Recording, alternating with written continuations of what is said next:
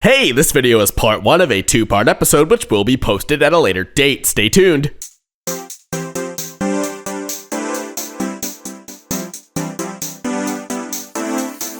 Back in the days of MS-DOS and text mode, and maybe even a little before then, all CPUs ran in what was called real mode, which, without getting too detailed, essentially meant that the system could address up to 1 megabyte of memory, and that said memory was real and physically there. And if you're asking, as opposed to not real memory, then you might want to sit down for this next one.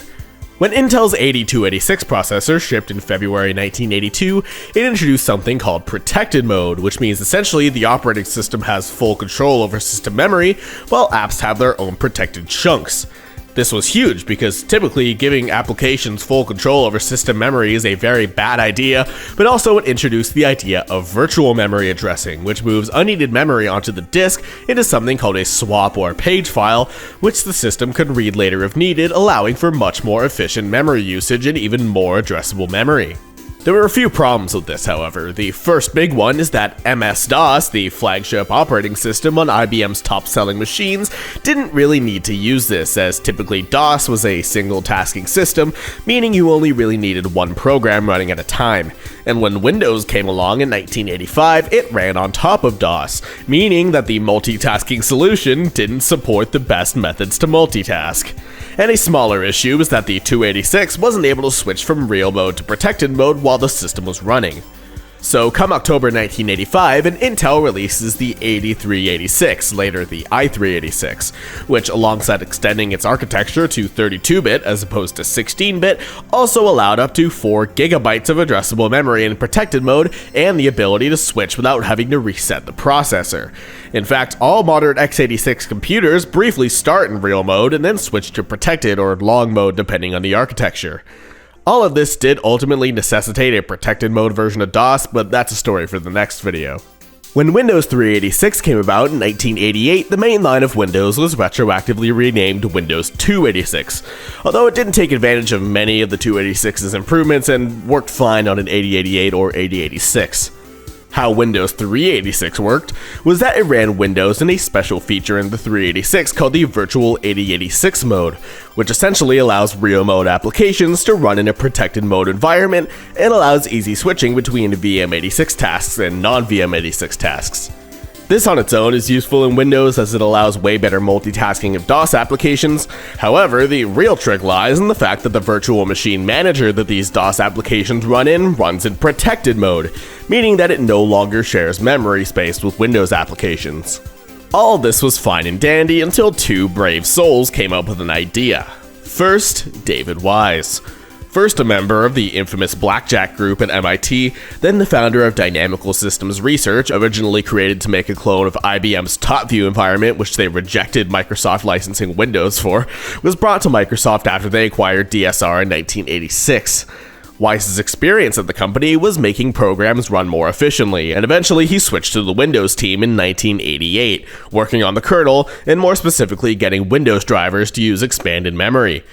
However, Wise realized that he could eliminate the need for drivers to use expanded memory if he got the entire system to run in protected mode.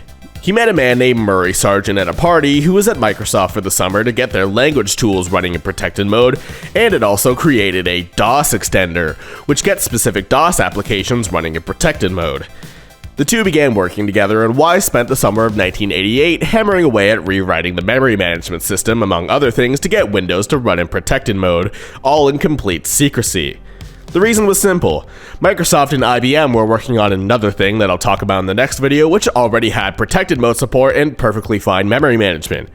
If Microsoft came out with a version of Windows that had those things while still under contract with IBM, their relationship could have been at risk. But Wise kept going anyway, and before long there was going to be a meeting on where the next version of Windows could go. Wise went to Steve Ballmer and let him know about this project, who basically told him to tell his manager and his manager before going through with this, and Wise finished the project at around 2 in the morning. The next day was the meeting, and Wise kept quiet until Ballmer said, "Hey, David has some ideas on where Windows 3 could go," where he then presented his ideas. Bill Gates was on board, and it was history from there. Development began in earnest in August 1988 with a planned release date of July 1989. Some of the first things they did were add drop shadows to system menus, add proportional fonts, which means that the width of each character varies instead of all being the same, and adding rewritten keyboard drivers. In the beginning of 1989, Microsoft began sending out beta builds to independent software vendors, or ISVs. The first of these, Build 14, was compiled on the 22nd of February 1989 and was sent out as Microsoft Windows pre-release version 0.1. The setup program, much like early builds of Windows 1, is now simply a batch file that copies files to the appropriate directories, and the actual system does not contain a boot screen, instead booting to a debug warning likely lifted from debug builds of Windows 2. Upon launch, you'll be greeted to this terrible pink and blue color scheme, but also a watermark on the bottom right corner of the screen with the build number, which would become tradition later down the line. If you go into the File menu, there's a button to open the Task Manager along with a keyboard shortcut, however this has not yet been implemented and does nothing. In fact, there's basically no applications at all in this build. Bringing in Windows 2's Notepad and opening win.ini, you can see that there's some commented out options for tiled backgrounds. Uncommenting them, they work exactly as intended. It's also possible to set a bitmap image as your wallpaper with different parameters for tiling. This only seems to work with certain types of bitmaps though. This build was very obviously stripped down for ISVs, as it includes next to nothing in terms of applications, and win.ini even includes extensions for Calendar, Card File, Terminal, Notepad, Paint, and Microsoft Write, and a string mentioning the later Program Manager interface can even be seen in user.exe. So in this next build, let's try not even having a setup program. Build 33, compiled on the 27th of July 1989, doesn't even include a setup, suggesting that the newer setup program may have been in the works already and was merely taken out. However, you can use a modified version of Build 14 setup program made by Lucas Brooks and it gets the job done just fine. This build introduces 3 new methods of starting Windows called 286R, 286P, and 386P for real and protected modes. When you boot up the system, with the exception of 286p mode for some reason, it'll display a humorous boot screen with a developer slogan of "We believe in magic" on it. Starting the system by itself runs the system in 286R mode, but if you run win/2 or win/3, it'll start the system in 286p and 386p respectively. The color schemes and fonts have been completely overhauled compared to Windows 2, however on the Video 7 graphics card it looks a little unfinished. On the bottom right corner of the screen, there's a debug watermark simply showing whatever state you're booted in alongside Windows 3.0 debug release 1.33. This build actually includes some stuff now, so let's take a look at that. The calendar is nearly the exact same as in Windows 2, however, like most applications in this build, it now includes a help menu. However, trying to do anything except view the about dialog crashes the system. Card File has been updated, now being able to show multiple cards at once, and having the ability to scroll through them. Clipboard has been updated, now having a proper menu and being able to save what's on the clipboard in the form of .clp files. The clock has also been majorly overhauled, now having this red border around it and having the option to show a digital clock. The control panel is perhaps the most different compared to previous versions, now having an iconized interface with different applets. The color applet allows you to change the colors of the interface, although there were no color schemes by default. The fonts applet allows you to view and add system fonts. The ports applet allows you to change settings of any serial ports in the machine. The mouse applet lets you change settings of, well, the mouse. Desktop allows you to change things such as the wallpaper and desktop pattern, with there being 12 more patterns compared to Build 14. Setting a wallpaper curiously seems to get rid of the debug string. The Windows 386 applet allows you to manage preemptive DOS app multitasking. Printers is pretty self-explanatory. International allows you to change stuff like the unit of measurement and region. Keyboard has one option, which is to change how quickly the keyboard responds to inputs. Date and time is pretty self-explanatory, and sound just lets you toggle a warning beep when you do anything the system doesn't like. Notepad is about what you would expect from Notepad, and despite still having its own control panel applet, there is a new Print Manager application. Reverse and Write are basically the exact same as in Windows 2, and in fact the credits Easter egg in the latter still exists. This build also introduces an entirely new set of icons, however the MS-DOS Executives is just a white square. This build is still somewhat stripped down, and if you go to the included setup.inf file, you can see that there's mentions of the Program Manager, Solitaire, Paintbrush, Recorder, and File Manager. After a missed July release date, we get Build 52, compiled on December 13th. The new setup program is finally here, and upon reaching the graphical stage, it'll throw up a message saying that the network software has not been installed, although you can easily skip it. After finishing setup and booting up the system, you are now greeted to this new graphical boot screen handled by an RLE file as opposed to a text-based LGO file like in previous versions. The color scheme isn't that great and is honestly kind of hard on the eyes. The program manager is finally here and the debug watermark is now gone. Opening up the About dialog, the system now calls itself Microsoft Windows 3.0.52. The different processor modes now have their final names, with 286R now being called Real Mode and having somewhat broken icons, 286P mode being Standard Mode, and 386P being 386 Enhanced Mode.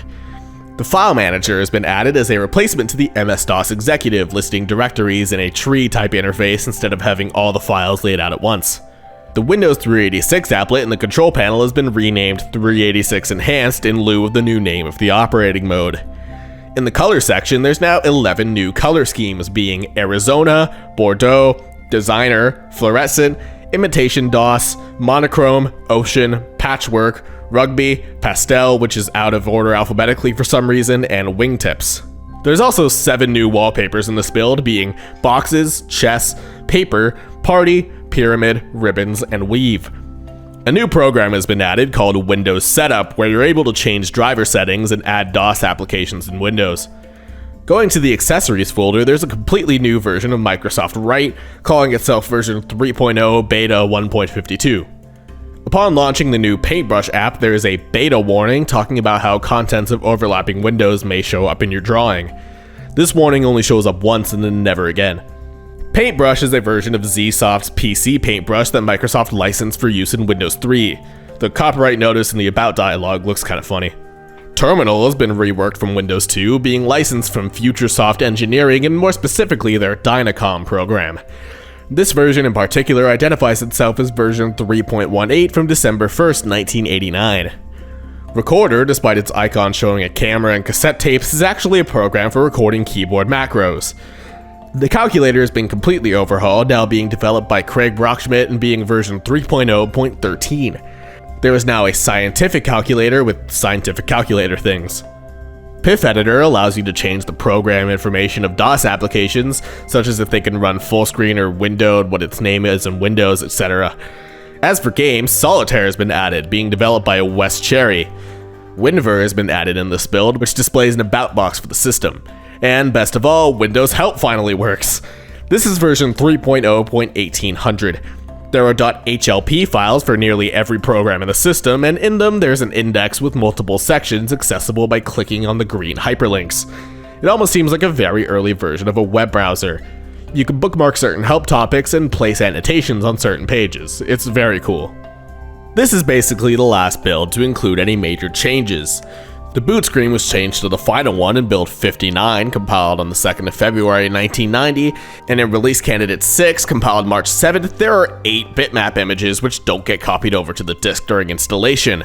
These are Astro, Cheetah, Fantasia, Frog, Lake, a picture of the pond outside Microsoft's Redmond campus, Mitre, a picture of the Mitre Peak in New Zealand, Nagel 18, a picture in the style of Patrick Nagel, and Shuttle 2. It is unknown if these were meant to be wallpapers or if they were just left on the disk by a Microsoft employee, judging by the picture of their Redmond campus, but they're still worth mentioning anyway. There were at least 12 release candidate builds compiled throughout the spring, and on May 1st, the final build of Windows 3.0 was compiled, being released 3 weeks later on the 22nd. Windows 3.0 received near universal critical acclaim upon launch. Its memory management was a main talking point, and for good reason. The 640 kilobyte limit that had existed since Windows 1 was basically gone, no need for any specific versions of Windows for specific processors. Windows 3 was a really well-made, robust system that is largely considered the first great version of Windows. In December, Microsoft released Windows 3.0a, a minor bug fix release, which fixed an issue regarding the DOS extender in Windows, which, with some applications, would attempt to call real mode code when the system was in standard. One last piece of the Windows 3.0 puzzle is Microsoft Windows Graphical Environment with Multimedia Extensions 1.0. On November 26, 1990, Microsoft and Tandy announced the Multimedia PC standard, essentially meaning a PC with a 386SX and a CD-ROM drive, as well as a version of Windows with built-in multimedia capabilities, at the time called Windows M. A few days later, on November 28th and 29th, the two companies, alongside IBM, Zenith, and Fujitsu, held the Multimedia Developers Conference in San Jose, California, where they showed off the new technology and sent out an early build as part of the Microsoft Multimedia Development Kit package, version 59. This build, compiled November 7th, was released as two CD-ROM discs, the development environment and the end-user environment. This build now calls itself Multimedia Windows all throughout the setup and installs to the M Windows folder as opposed to just Windows. Before the end of setup, it brings up a warning saying that audio hardware may have to be configured after the first boot, however it seems to have hardwired default settings for the sound card. Notably, the Reboot to Windows button seen in Windows 3.0 is gone in this build. The boot screen now reads Windows version 3.0 with multimedia extensions, and the system now boots to a startup sound, being door.wave. In fact, the build now includes 8 system sounds, with only 3 of them having actual events tied to them.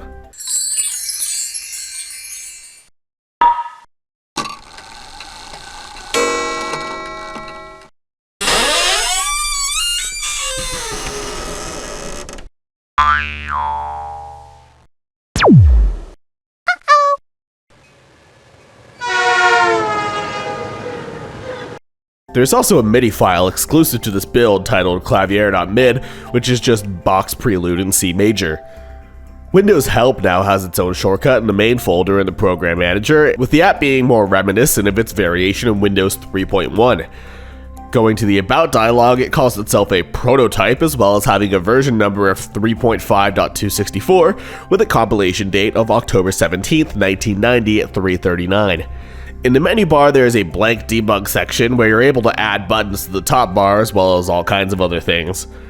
The control panel has been updated, including higher color icons, a status bar at the bottom, and 5 more applets, being Display, where you can manage your video drivers, being moved from the Windows Setup app, Drivers, where you can manage all the other drivers, Joystick, which is self-explanatory, MIDI Mapper for the MIDI patches, and Screensaver for the new Screensavers feature, having 11 new screensavers.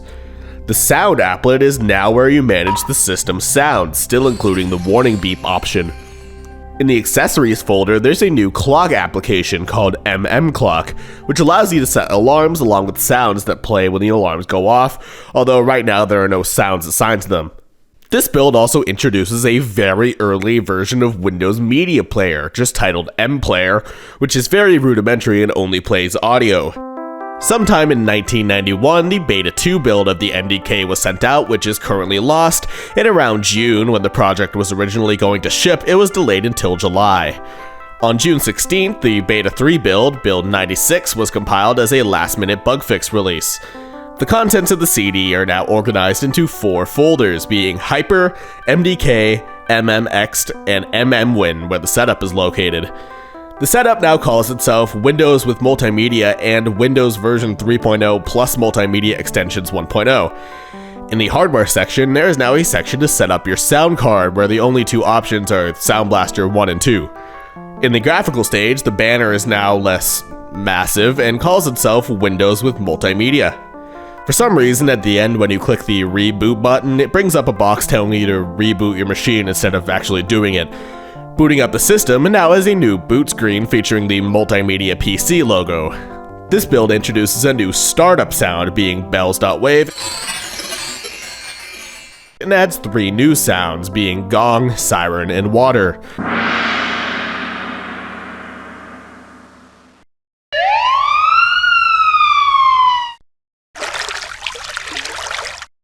This build also removes 2 of the sounds from the last build, being door and train. There are also 5 new sound events, being alarm, half-hourly chime, hourly chime, quarter-hourly chime, and system exit.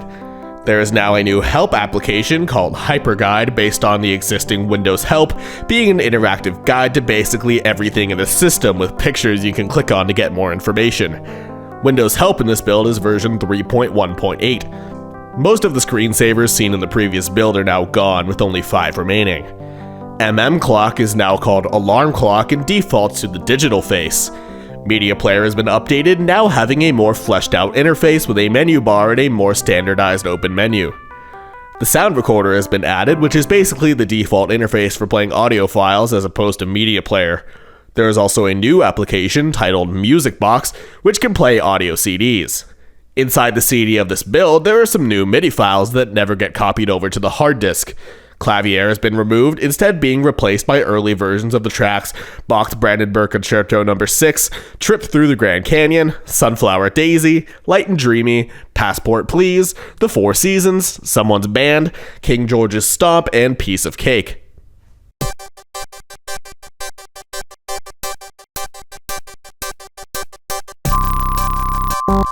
This sounds fucking terrible. And now, finally, after yet another delay from July to October, the final build, compiled on September 18th, was released exclusively to original equipment manufacturers, or OEMs, on October 20th. In setup, after selecting your sound card, there's now a screen where you configure the port and IRQ parameters. The system now calls itself Windows Graphical Environment with Multimedia Extensions 1.0, and on the non-OEM copy, the Multimedia PC logo has been removed, while on some OEM copies, the logo has been changed slightly. HyperGuide now sports a different icon, and Hope as a whole is now version 3.07. Additionally, the final versions of the MIDIs are here, including some new ones being Almonds and Metal Mosh. Sunflower Daisy and Piece of Cake have been removed. Windows 3 with multimedia extensions was a step in the right direction for Microsoft, however it mostly fell on deaf ears as its release was largely limited to specific multimedia PC compliant systems, which were few and far between. Enter Windows 3.1. Planning began shortly before the release of Windows 3.0 in April 1990, with a planned release date of February 1991. An early plan was to get the software company Borland, known for their language tools, on board to develop debugging tools. In this release planning document from June, some issues mentioned including doing threading, which means a very small sequence of instructions in a process, possibly a new game, a trash can, which had been on the table since the early days of Windows 1, as well as a new Scilab color space, which wasn't introduced until much later. More goals were to add true type fonts, which calculate their space mathematically to be able to scale infinitely as opposed to just being made up of pixels, a built-in LAN environment, and adding more drag and drop capability. Notably also planned was a version of Windows that could run in the system's ROM or read-only memory, more for embedded systems such as CD players as well as systems that run only on floppy disks. This will come up later. Fast forwarding to April 5th, 1991, 2 months after the proposed release date, we have Build 26. All references to Windows 3.0 and setup now say Windows 3.10.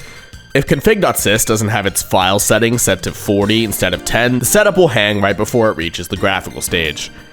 In the available copy of this build in the very beginning of graphical setup, it'll bring up a warning saying that the system has already been installed using these disks, although it'll run just fine regardless. There is now a new checkbox for setting up true type fonts, although besides that, setup is largely the same. Booting up the system, the boot screen is very similar to that of 3.0, although it now says 3.1 and the copyright date has been changed to 1991. Afterward, it'll bring up a prompt warning the user that WD Control, the 32-bit disk access driver which allows for more pageable memory for DOS applications, is currently a beta and might corrupt the disk. After the system is finished booting, you'll notice that the system now comes with all new icons that are much more colorful than in 3.0. In the About menu in Program Manager, there's an all-new logo that is more reminiscent of an actual window. There is now a new Startup program group where you place applications that you want to run on startup. In the File Manager, the colors have been overhauled, with the bottom bar now showing both the free space on the selected disk and the amount of files in the selected directory. There are now 14 new color schemes, being Black Leather Jacket, Cinnamon, Emerald City, the one and only Hot Dog Stand, LCD Default Screen Settings, LCD Reversed Dark, LCD Reversed Light, Mahogany, Peaceful, Plasma Power Saver, School Colors, the Blues, Tweed, and Valentine, and you can also change many more colors in the system, such as buttons. There are now certain scalable fonts in the system, being Arial and its variations, Courier, Symbol, and Times New Roman, the latter three existing as VGA res versions in Windows 3.0. There is also a new desktop pattern just called CG, which is clearly a placeholder and just displays the letters CG all over the screen. Screensavers have been introduced and have been carried over from Windows 3.0 with multimedia, now existing in the desktop section of the control panel. In the PIF editor, there is now a status bar which changes depending on what part of the program you click on. Windows help in this build is version 3.1.8, the same as multimedia build 96. In the Windows folder, there is a new application called regedit, although it is not the same as the regedit in Windows today. This application is known as the Associations Regeditor, and is used to change what file extensions are associated with certain apps. There's now a hidden option to show the contents of windows while dragging them, as opposed to just showing an outline like in previous versions. This can be enabled by adding drag full windows equals 1 to win.ini, and if you set the option to 2, it won't dim the original window position, looking like a duplicate of the original. On June 7th, the official Beta 1 build was compiled, being 34F. In the setup, there are now two options for configuring setup, being Quick and Full Install.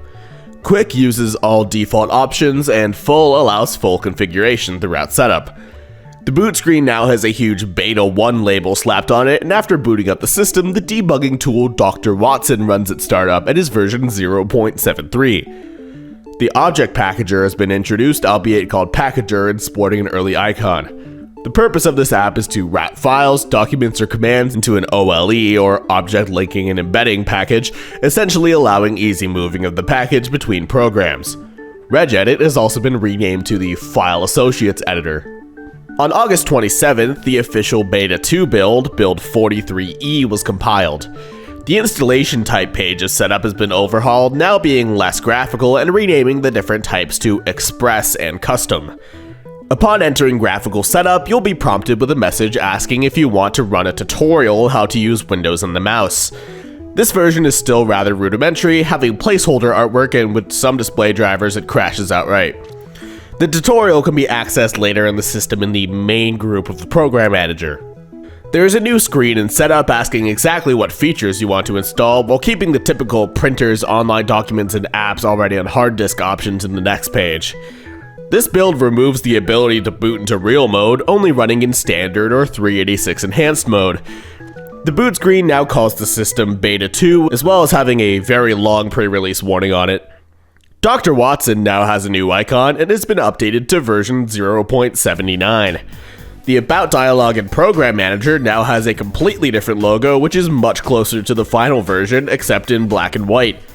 The clock has been completely overhauled and now defaults to the digital face as opposed to the analog face, and the packager is now called the Object Packager and has a new icon. There is now a new application called the Character Map, which displays all characters in a font, and Regedit has been renamed once again to the Registration Info Editor, sporting a new icon. Reversey is now gone, I can't believe it. It has been replaced by Robert Donner and Kurt Johnson's Minesweeper. When you press Ctrl-Alt-Delete at any point in the system, it'll bring up a warning screen that looks a lot like the later blue screen of death. It's actually just a screen that brings up several options for what you may be wanting to do, such as rebooting the system and closing unresponsive applications.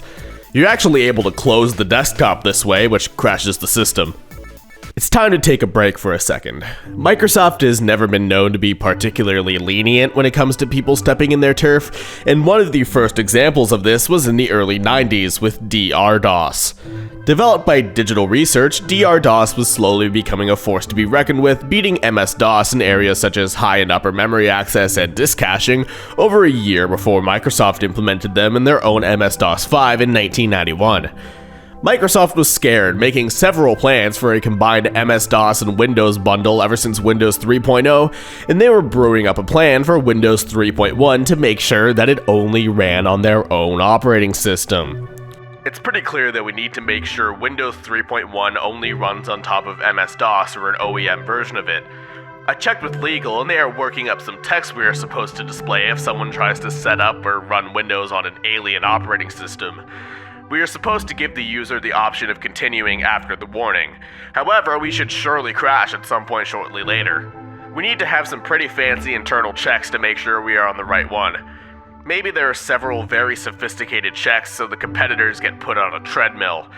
Aaron R. Reynolds had some pretty wild ideas after 3 or so beers.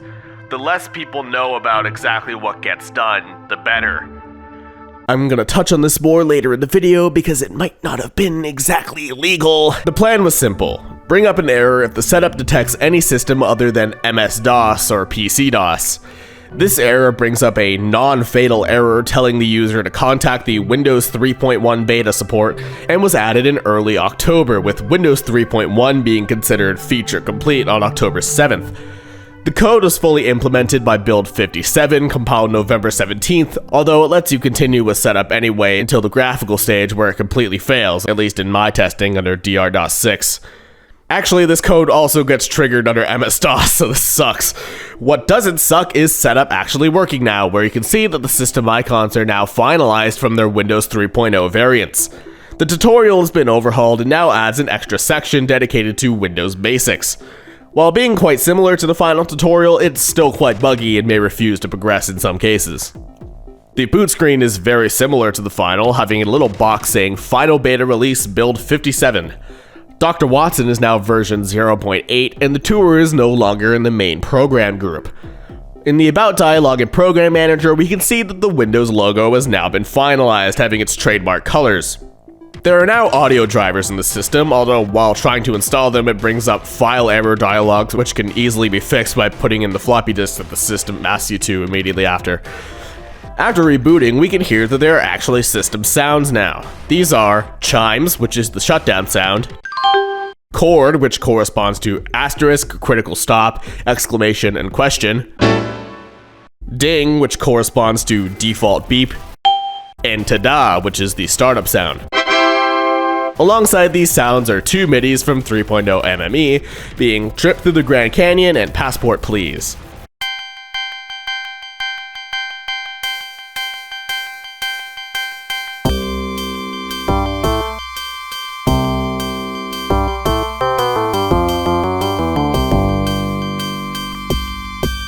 To play these, you can use the new media player and an updated version of the sound recorder, both originally in 3.0 MME.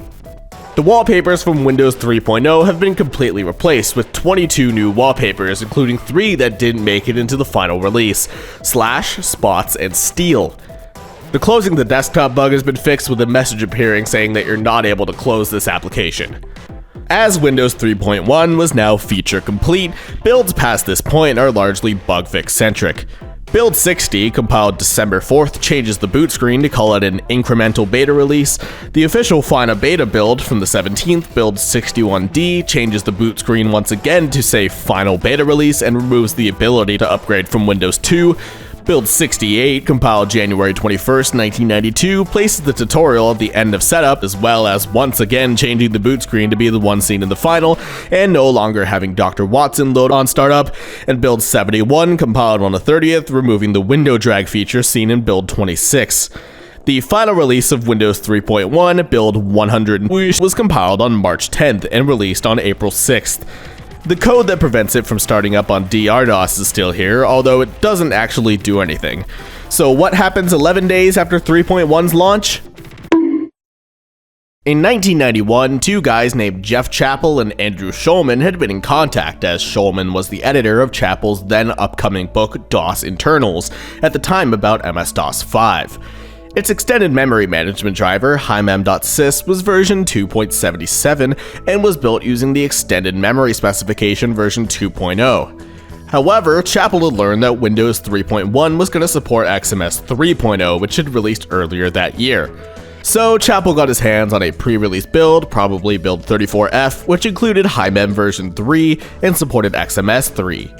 He wrote down a list of differences between HiMem 2.77 and 3.0 and sent it to Schulman, who was writing his own book titled Undocumented Windows, and the list sat until work kicked off in the DOS book in December when Microsoft had sent out Build 61D to testers.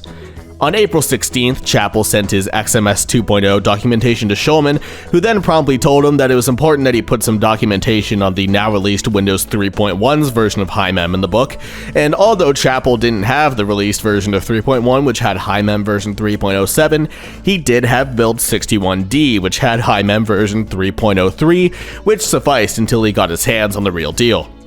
This one contains a large amount of really stupid code. He'd figure out from running tests with a cobbled-together device driver that this strangely obfuscated and encrypted code triggered a message saying to contact Windows 3.1 beta support, and when he got his hands on the final product in late May or early June of 1992, he knew he had to keep searching. He set his sights on win.com, the command that actually runs Windows, mainly because it also includes this code that was in the beta hymem.sys. Something funny is going on here. The tests involved look awfully like MS are guarding against execution in another OS's emulation box. Chappell's findings were that this really stupid code seemed to actually be checking if Windows was running on an operating system other than DOS. He brought his findings onto the CIX forums on June 7th in a thread about Windows development, specifically the belief that Microsoft was trying to stop competition from disassembling their code. There's a persistent belief that disassembly means running the code under a debugger to see what it does. The relevance of this to a Windows conference is the discovery that my copy of Win.com, and presumably everyone else's, contains some 2 kilobytes of code in space designed to trap attempts to run Windows under a non-DOS. The code is real gobbledygook with lots of redundant instructions to make it seem confusing, and a crucial part is encrypted. As far as I know, this is Microsoft's first stoop to the practice. Does it indicate defensiveness on their part, or mere curiosity? At the time, he thought this was trying to stop the system from running on a different non-DOS operating system, but it wasn't until user Dave Jewell replied the next day inquiring about whether the code might have instead been stopping other DOS distributions from running Windows, not other operating systems. Nothing beyond this was known, and which distribution it was targeting was unclear. Nothing came of this strange discovery until everything seemed to line up perfectly. Let's go back a little bit. In 1990, the FTC began to investigate Microsoft because of what they saw as anti-competitive practices in the way of making developers sign NDAs before designing applications for a Windows version that was still in development, thus giving Microsoft the upper hand by ensuring applications released first and run best on DOS or Windows, depending on the case. However, there was never a majority vote among the FTC to make a case out of this, and on February 5th, 1993, the vote deadlocked 2-2. However, on April 22nd, the team was reorganized, and they immediately started drafting up a new complaint against the company. This time, this complaint was concerning findings that Microsoft had been intentionally making competing products incompatible with their own. Hey, that sounds familiar. The initial findings were concerning that operating system I keep alluding to that'll be talked about in part 2, specifically if Windows was able to run on it, so they contacted Schulman, whose undocumented Windows book had just launched. However, Novell, who had acquired Digital Research in 1991, revealed that late pre-release builds of Windows 3.1 had been made incompatible with their DR-DOS operating system, and that Microsoft had refused to provide Novell with said builds. It was all starting to make sense. Microsoft intentionally made Windows 3.1 incompatible with DR-DOS, and quickly tried to hide it before people could notice. But Chappell noticed, as did Schulman, who gave the codename the AARD code due to programmer Aaron R. Reynolds' signature, AARD, appearing at the beginning and the end of the code. In September 1993, Schulman wrote an article in Dr. Dobbs' journal all about both his and Chappell's findings, and in 1996, Caldera, who had purchased Digital Research from Novell, filed a lawsuit with the AARD code being a big proponent, although in 2000, Microsoft settled out of court for what was revealed to be $280 million. And yet we're still not done. Windows 3.1 was touted as an improved multimedia-friendly successor to Windows 3.0, such as implied by the version number being incremental as opposed to it being Windows 4.0 or something. Windows was here to stay, and the hype train that started with 3.0 was only growing. And as more people started using Windows, the more people needed it for different use cases. The first? Well, of course, it's none other than Windows for pen computing. What? Windows for pen computing is Windows 3.1 but for tablet computers, which, believe it or not, did exist back in 1992. Yeah, tablet computing and portable digital assistants have kind of always been a thing, although never with the kind of prevalence it had in the 2010s. The most famous, or should I say infamous, example is probably the Apple Newton, probably more well-known nowadays for getting it chucked at Martin's head in The Simpsons in 1994, although unlike Apple, Microsoft continuously stayed in the game, with this being the first example. Now that I've spent as little time talking about Windows for pen computing as I possibly can, let's move on to modular Windows. This was made in response to the ever-growing embedded market, although it ever only received one usage in the Tandy Video Information System, an interactive CD-ROM player in the same vein as the Philips CDI. You know what they say, All toasters Toast, toast! And then Microsoft Bombay. This was likely meant to be some sort of successor to Windows 3.0 with multimedia, although it never actually shipped. The alpha build, compiled March 2nd, contains an extremely early version of Video for Windows, Microsoft's answer to Apple's QuickTime. In this build, it comes in the form of an updated media player that can play AVI video files. In the long run, I think the ability to compose in multimedia is going to be one of the most important events in human history. It's going to certainly be on the order of literacy and the invention of writing. The control panel is a new applet titled Multimedia Diagnostics, which contains a series of tests relating to multimedia features such as audio, video, and the CD-ROM drive. And that's basically it. There was apparently a beta release of Bombay released in November 1992, although this is currently lost. Early on, there were plans for a networking add-on for Windows 3.1 codenamed Sparta, and for there to be a full system called Windows for Workgroups codenamed Winball, which contained all the features from Sparta and more. However, Sparta as a standalone product was canned at some point, and this is not to be confused with the later Step-Up add-on for Windows 3.1. The earliest build of Windows for Workgroups we currently have our hands on is dated April 2nd, 1992, just 4 days before the launch of Windows 3.1. The setup changes basically every mention of Windows to Winball, although curiously also says Windows 3.1 in the first page. The network client is now set by default to Microsoft Winball Beta 1, and when prompted to switch disks, the system will call itself Microsoft Sparta Beta 1. Near the end of setup, there is a new stage, prompting for your network card. Upon boot up, you'll be prompted with a Windows networking sign-on prompt to sign into the system, and in the background is a window titled Name for this node, which after putting in a name, asks for the network stack you're using, although NetBIOS is the only one that works. This sets up the NetDDE program that runs on startup, which allows you to track network connections. In the main folder, a new application has been added called Mail, which is emails.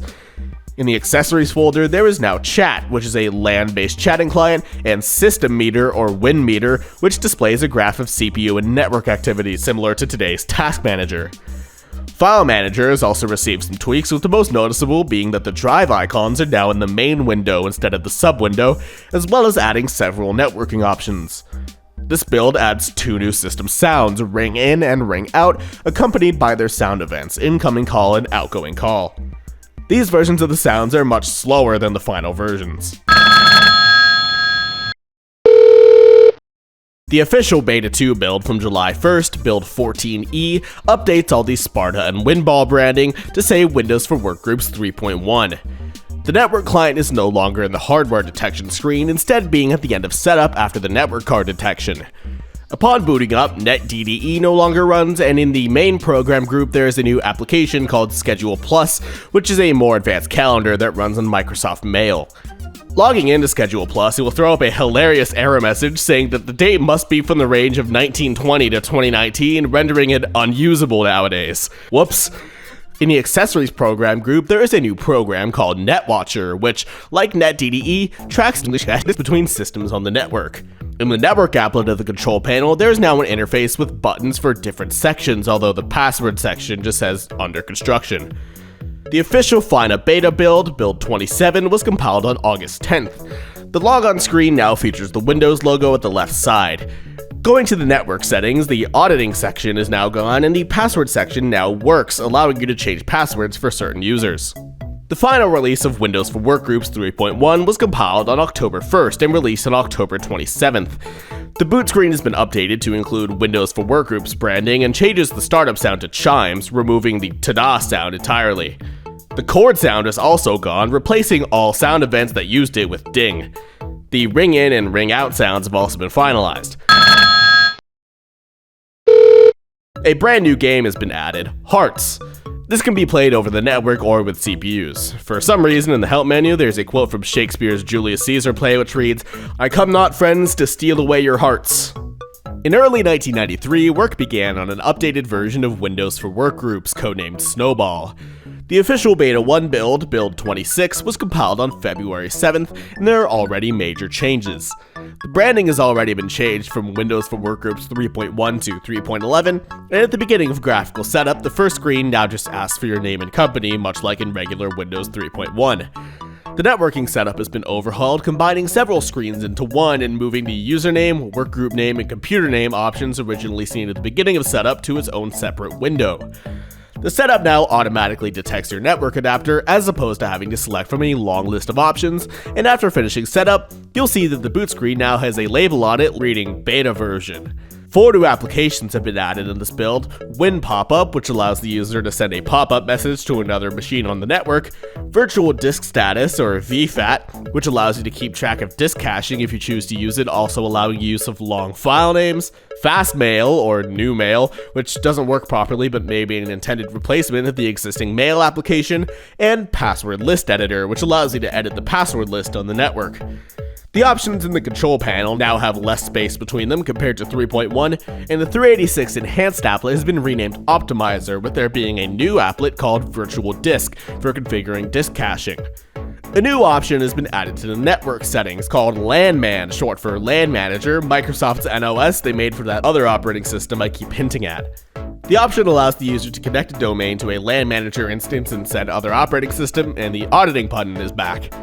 In build 48, the official beta 2 build, compiled May 7th, the setup now asks you to install Microsoft Fax before printer installation. The network setup has been changed once again, now having icons relating to the different parts of the setup, such as the network and the workgroup. Mail and Schedule Plus are gone from the main group, now being in a new group called Network. Win Pop-Up has been renamed to Message Pop-Up Utility and has been overhauled.